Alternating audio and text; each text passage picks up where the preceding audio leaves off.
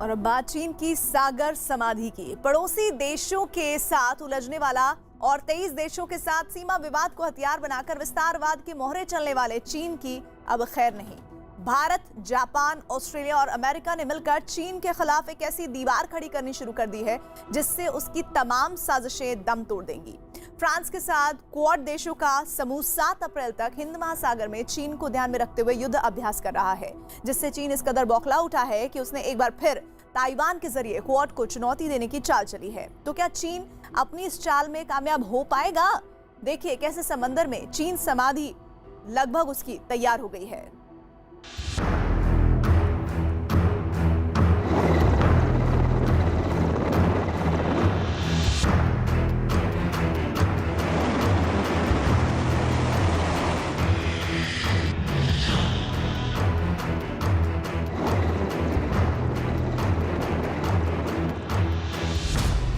Quad की किलेबंदी से कांपा चीन।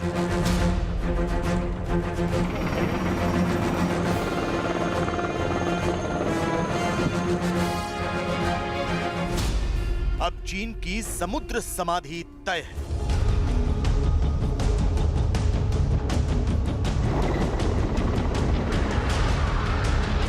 हिंद महासागर में हलचल बहुत तेज है। बड़े बड़े युद्धक जहाज समंदर का सीना चीरते हुए आगे बढ़ रहे हैं।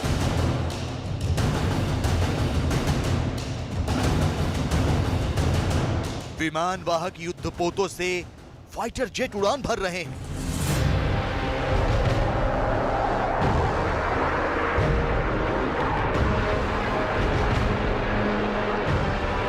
दूर से ही दुश्मन को दहला देने वाले जहाजों का काफिला नजर आ रहा है। लेकिन हैरान करने वाली बात यह है कि हिंद महासागर में जारी ये हलचल बीजिंग तक सनसनी मचा रही है।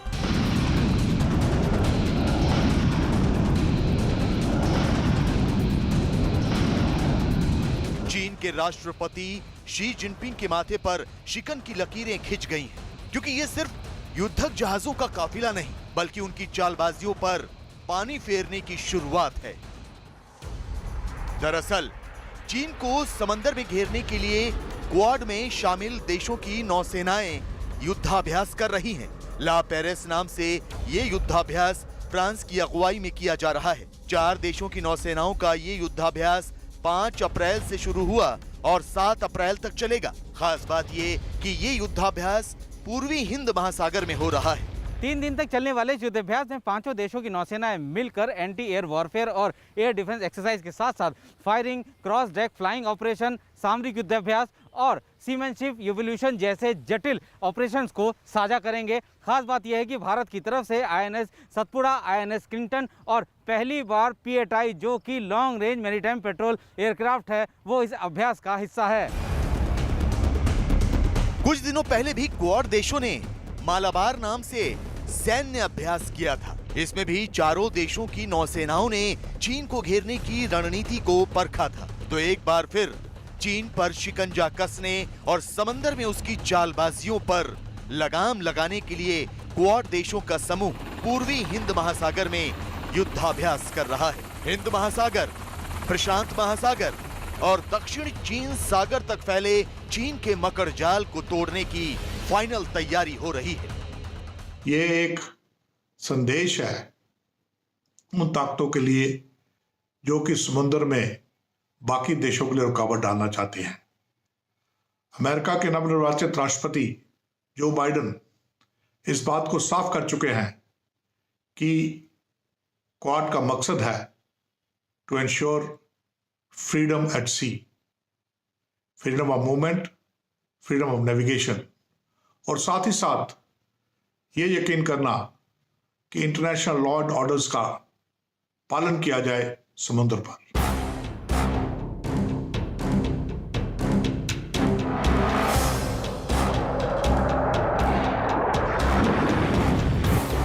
इसमें दो राय नहीं कि क्वाड देशों का समूह चीन की ऐसी किलेबंदी कर रहा है जिसे तोड़ने में शी जिनपिंग और उनकी सेना के पसीने छूट जाएंगे। तो शायद यही वजह है कि चीन को मिर्ची लगी और उसने एक बार फिर ताइवान को जरिया बनाकर क्वाड को चुनौती देने की कोशिश की। दुनिया के तमाम देशों की आपत्तियों के बावजूद चीन ने फिर से ताइवान राग छेड़ दिया है। क्वाड देशों को चुनौती देने के मकसद से चीन ने ताइवान की सीमा में घुसपैठ करने की कोशिश की। उसने तो अपना दावा ठोकते हुए ताइवान पर अपना एक एयरक्राफ्ट कैरियर भी भेज दिया है। यही नहीं, ताइवान के बेहद नज़दीक के द्वीप में तो चीन की सेना युद्धाभ्यास कर रही है। चीन की नौसेना का कहना है कि इस युद्धाभ्यास का लक्ष्य सिर्फ एक ही है, वो है अपने देश की संप्रभुता की रक्षा करना। पहले जापान और अब ताइवान पर चीन रौब झाड़ने की कोशिश कर रहा है। चीन ताइवान पर दबाव बनाने और क्वाड देशों के समूह को गीदड़ भभकी देने के इरादे से पूर्वी चीन सागर में युद्धाभ्यास कर रहा है। वही पूर्वी चीन सागर जहां के द्वीपों पर चीन की बुरी नजर है। खास बात यह कि चीन ने अपने उसी लियाओनिंग विमान वाहक युद्धपोत को जंग की प्रैक्टिस करने के लिए भेजा है, जिसे 2 दिन पहले जापान के मियाको द्वीप के पास देखा गया था। मतलब ये कि चीन जानबूझकर उन देशों को टारगेट करना चाहता है जिन्हें अमेरिका और भारत समेत 4 देशों के समूह क्वाड का समर्थन हासिल है। चीन की नौसेना के मुताबिक विमान वाहक युद्धपोत लियाओनिंग के साथ शुरू हुआ ये अभ्यास नियमित है। निर्धारित कार्यक्रम के तहत इस युद्धाभ्यास को अंजाम दिया जा रहा है। हालांकि चीन की नौसेना ने ये नहीं बताया कि ये अभ्यास कब शुरू हुआ और कब तक चलेगा, लेकिन ये जरूर जाहिर कर दिया कि भविष्य में इस तरह के कई और अभ्यास भी होंगे। चीन की नौसेना इस युद्धाभ्यास को राष्ट्रीय संप्रभुता और सुरक्षा से जुड़ा बता रही है। ताइवान और चीन के बीच लड़ाई अब सिर्फ 2 देशों के बीच लड़ाई नहीं रही है, बल्कि ये एक बैटल ऑफ आइडियोलॉजीज बन गया है। Democracy versus communism. और दुनिया के ज्यादातर देश इस बात को कह चुके हैं कि वो चीन के विस्तारवाद या चीन के कम्युनिज्म को फैलने से रोकने के लिए और डेमोक्रेसी को बचाने के लिए ताइवान का साथ देंगे। चीन ताइवान की लोकतांत्रिक रूप से चुनी गई सरकार के खिलाफ कई वर्षों से षड्यंत्र रच रहा है। चीन ताइवान को अपना हिस्सा बताकर उस पर अधिकार जताने की कोशिश करता है, लेकिन ताइवान की सरकार लगातार चीन की मुखालफत कर रही है। यही वजह है कि चीन और ताइवान आमने सामने हैं। कुछ दिनों पहले तो हालात इतने खराब हो गए थे कि चीन ने ताइवान की सीमा में सबसे बड़ी घुसपैठ की थी। चीन ने परमाणु बम बरसाने वाले 4 विमानों H-6K समेत 20 लड़ाकू विमानों को ताइवान भेज दिया था, लेकिन उसे ये नहीं पता था कि ताइवान पहले से ही सावधान है। ताइवान ने चीन को ऐसा सबक सिखाया जिसकी टीस अब भी शी जिनपिंग को साल रही है। दरअसल ताइवान ने चीन को मुंहतोड़ जवाब देने के लिए कमर कस रखी थी। चीन के लड़ाकू विमानों को गिराने के लिए ताइवान ने मिसाइलें तैनात कर दी थी। साथ ही ताइवान के लड़ाकू विमानों ने चीन को चेतावनी भी दी थी। ऐसे में इस बार ताइवान अमेरिका के साथ मिलकर चीन का क्या हश्र कर सकता है, इसका अंदाजा लगाना ज्यादा मुश्किल नहीं। भले ही ताइवान चीन से कमजोर हो, लेकिन क्वाड देशों के समूह का समर्थन उसके हौसले और आत्मविश्वास को उड़ान दे सकता है। जो बाइडेन ने तो राष्ट्रपति बनने के बाद साफ कर दिया था कि वो ताइवान नीति में कोई बदलाव नहीं करेंगे।